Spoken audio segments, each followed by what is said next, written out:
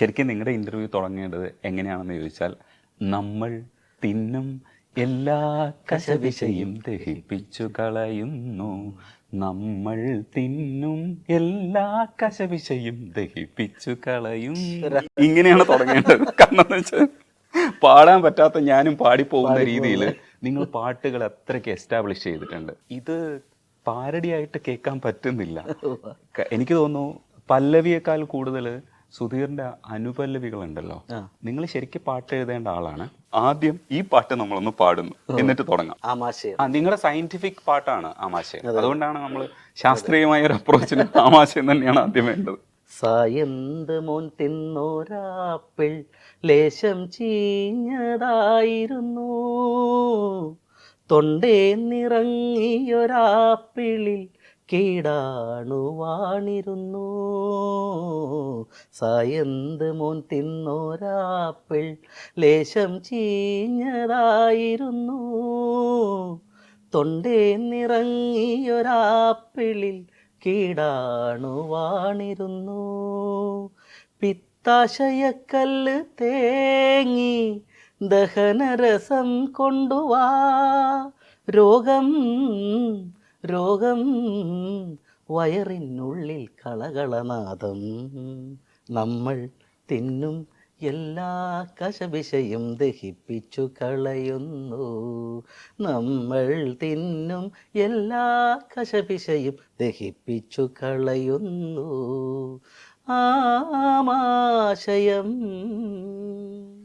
സത്യത്തിൽ കവിത എഴുതാനുള്ള ഒരു പ്രതിഭ നിങ്ങളുടെ ഉള്ളിലുണ്ട്. അതാണെന്ന് തോന്നുന്നു ഈ തരത്തിൽ പരുവപ്പെട്ടു വരുന്നത്. അല്ല, പണ്ട് എഴുതുമായിരുന്നോ?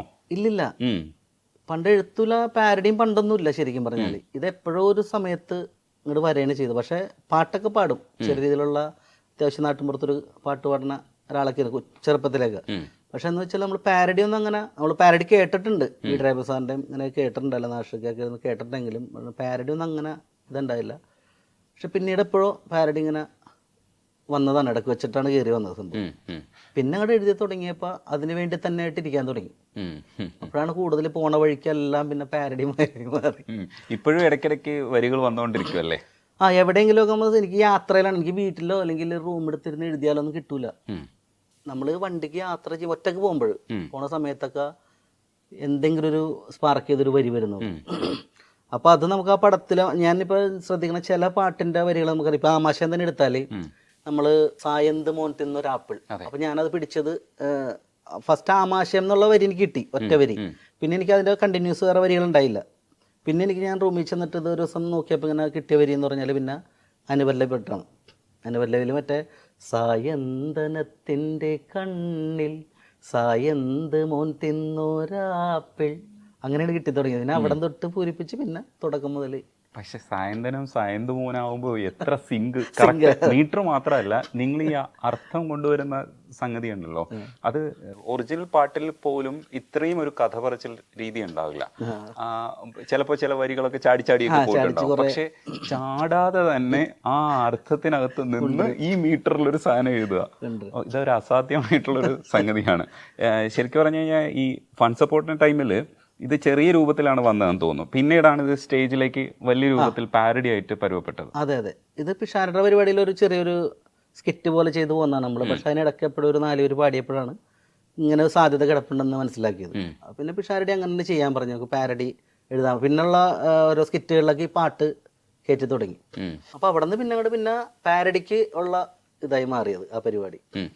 അതുപോലെ ഈ വി.ഡി. രാജപ്പൻ സാറിന്റെ ഒരു കാലഘട്ടത്തിൽ നമ്മൾ കേട്ടിരുന്നു. പിന്നെ നാദൃശയ്ക്കാണ് കുറച്ച് ഇതിനെ എക്സ്പ്ലോർ ചെയ്തത്.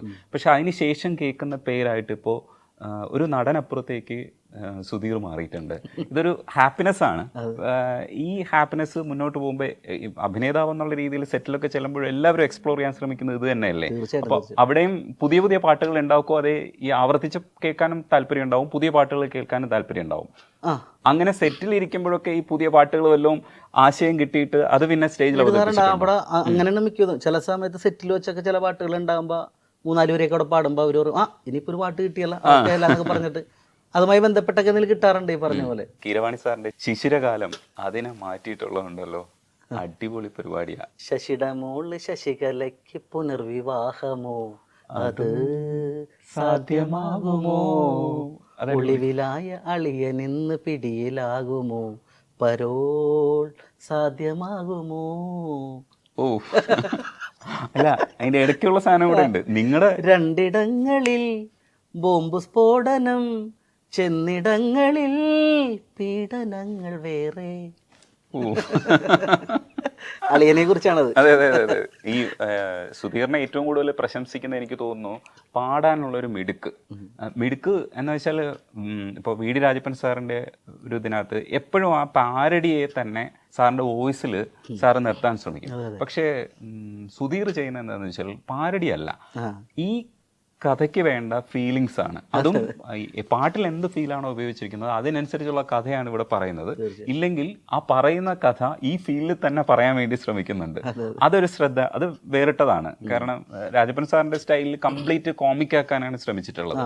പക്ഷെ നിങ്ങൾ അന്നത്തെ പാരഡികൾ എന്ന് പറയുമ്പോൾ അങ്ങനെ ഒരു ഇതും കൂടി പ്രതീക്ഷ അന്ന് ഉണ്ടായിരുന്നു. അങ്ങനെ ചില വരികള് സാറി പറഞ്ഞ പോലെ അങ്ങനെയാക്കി മാറ്റും. എനിക്ക് തോന്നുന്നു സുധീർ വിജയിച്ചതിന്റെ ഏറ്റവും വലിയ കാരണം എന്ന് പറയുന്നതും ഈ ഫീലാണ്. കാരണം ഈ പാട്ട് പാടുന്ന സമയത്ത് സ്റ്റേജിൽ ഇരിക്കുന്നവരൊക്കെ ഇരിക്കുന്നതാണെന്ന് മനസ്സിലാവും, ശരിക്കും ഇവർ പാരഡിയാണോ കേൾക്കുന്നതെന്ന് തോന്നില്ല. അത് ഭയങ്കര അങ്ങനെ എല്ലാവരും ഷെയർ ചെയ്യാറില്ലേ? തീർച്ചയായിട്ടും. കമന്റുകൾ എടുത്ത് നോക്കിയാൽ തന്നെ അങ്ങനെയാണ് പറയുന്നത്. ഇത് ഒറിജിനൽ ഏതാണെന്ന് ചോദിക്കും പലരും, പല പാട്ടിന്റെ ഇങ്ങനെ പാടുമ്പോൾ. അപ്പൊ അത് ഈ പറഞ്ഞിട്ട് ഒരു വലിയ ഗുണം ചെയ്യാറ്. ഞാനും ശ്രമിക്കണം അങ്ങനെ ഉണ്ട്. കാരണം വെച്ചാൽ ഈ വരികൾ അത് കല്ല് വരാതിരിക്കുക, പറഞ്ഞ വരികളുടെ എൻഡിലൊക്കെ ഒപ്പിക്കാതിരിക്കുക എന്നുള്ളതാണ് മാക്സിമം. അങ്ങനെ കുറേ വരികൾ നമുക്ക് നഷ്ടപ്പെട്ടു പോകുന്നുണ്ട്. ചിലതൊക്കെ നല്ല വാക്കുകളൊക്കെ, ചിലത് ചേരില്ല, സിങ്കാവൂല. ശ്രീരാഗത്തിന്റെ കോളറിൽ കറ കണ്ടു ഞാൻ കറി വീണതാവാൻ സാധ്യത, ഇത് സിംഗ് എന്ന് പറഞ്ഞുണ്ടല്ലോ. രജനീഷ് അടിപൊളിയായിട്ട് പാടണുണ്ടല്ലോ. അല്ലല്ല, ഇത് നിങ്ങളെ കണ്ട് അനുകരിച്ചിട്ട് നിങ്ങൾക്കൊരു ഇൻസ്പിറേഷൻ ആണ് ഞാൻ. അതായത് പാട്ട് അനുകരിക്കാൻ ശ്രമിക്കുന്നതിൽ സുധീറിന്റെ പാട്ടുകൾ കേൾക്കുമ്പോൾ എനിക്കും പാരഡി എഴുതാൻ തോന്നുന്നുണ്ടെന്നുള്ളതാണ്. അത് ഇൻസ്പിറേഷനാണ്. ചിലരൊക്കെ എനിക്ക് വോയിസ് അയച്ചു, ആരും പാടിയതൊക്കെ അയച്ചു തരുന്നത്, ഇന്നാള് പാടിയ. പക്ഷെ നന്നായിട്ട് അവർക്ക് ടഫായിട്ടുള്ള ചില വരികൾ, അപ്പൊ എന്റെ ക്ലിഞ്ഞോന്റെ തന്നെ വരികളൊക്കെ പാടാൻ പറ്റും. പക്ഷെ കുറെ പിള്ളേരൊക്കെ പാടി കറക്റ്റ് ആയിട്ട് അയക്കണവരൊക്കെ. അത് ശരത് സാറിന്റെ പാട്ടും കൂടിയാണ്. അതെ, ശരത് സാർ എന്നിട്ട് ചീത്ത വിളിച്ചില്ല എന്നാണ് എന്റെ ചോദ്യം. എനിക്ക് ഉള്ളില് പേടി. കാരണം വെച്ചാല് ഇത് അങ്ങനെ ഒരു പാട്ടല്ല, വേദികളിലെ അപൂർവ പാടാറുള്ള ആൾക്കാർ അത്രയും പാട്ടിൻ്റെ ഇതുണ്ട്. കോളറിൽ കറ കണ്ടു ഞാൻ കറി വീണതാവാൻ സാധ്യത, കേശവാ നിൻ മീശയിൽ ചെറുപയറു കറിയുടെ സാമ്പിളോ, ചോറു തിന്നാ കൈകൾ ഒന്നു കഴുകിടാനായി സാധ്യമോ, കഴുകിടാനായി മോഹം കയ്യിൽ വേസ്റ്റ് പോലും ഇല്ല ഹേ, ഇനിയുമീ കടകളിൽ കയറാനായി മോഹം. ശ്രീരാജുമായി വിശന്നു ഞാനാ ഹോട്ടലിൽ ചെന്നുണ്ണുവാൻ പാൽപായസം, ചോറിൻ്റെ കൂടെ കറികളും അതിലേറെയായി ആക്രാന്തമോടെ തിന്നു ഞാൻ. വയറിൻ്റെ ഉള്ളിൽ സ്പന്ദനം, ഇനി ജ്യൂസൊരൽപ്പം മോന്തിടാം. ശ്രീരാജുമായി വിശന്നു ഞാനാ ഹോട്ടലിൽ ചെന്നുണ്ണുവാ.